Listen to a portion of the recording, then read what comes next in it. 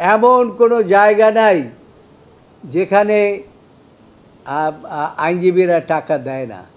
তারপরে যারা সচ্ছল আইনজীবী তারা তো যথাযথভাবে ইনকাম ট্যাক্স প্রদান করে, কারণ ইনকাম ট্যাক্সে তাদের কোনো রকম ফাঁকি দেওয়ার কোনো জায়গা নাই। সেই জন্য এই বাংলাদেশে যা রেভিনিউ আর্ন হয় আমাদের হিসাব মতে তার একটা বৃহৎ অংশ এই বাংলাদেশের আইনজীবীরা দিয়ে থাকে।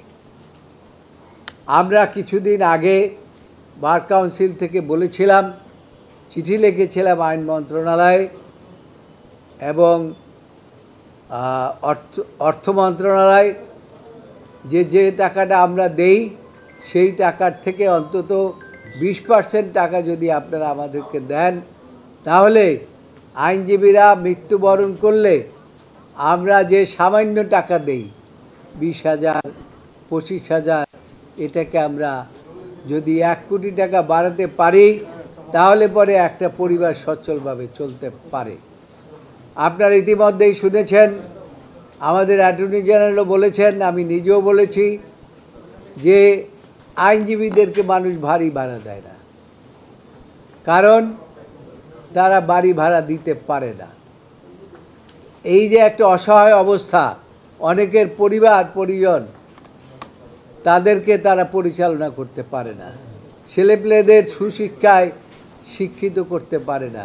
2-1 আইনজীবীদেরকে বিচার করা যাবে না, প্রায় 87,000 থেকে 88,000 আইনজীবী, তাদের কথা আমাদেরকে চিন্তা করতে হবে, প্রত্যন্ত অঞ্চলের আইনজীবীদের কথা চিন্তা করতে হবে।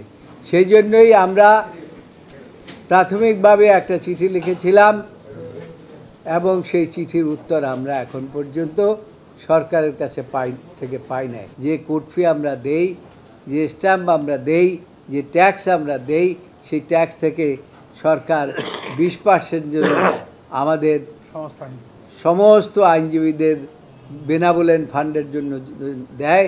সেই জন্য আজকে এই সংবাদ সম্মেলনের মাধ্যমে আপনাদের মাধ্যমে আমি সরকারের কাছে আমরা দাবি জানাচ্ছি, এই সরকার যদি আমাদের এই কথা যদি কানে না যায়, আমরা দাবি না মানে, তাহলে আমরা সারা বাংলাদেশ ব্যাপী এই দাবি নিয়ে আমরা আন্দোলন করব এবং আমরা সরকারকে জানিয়ে দেব যে আমরা অন্য পেশার মতো না, এটা সম্মানের পেশা, আমাদেরকে সম্মানের সাথে যে দাবি আমরা করেছি সেটা আপনারা দেওয়ার ব্যবস্থা করুন।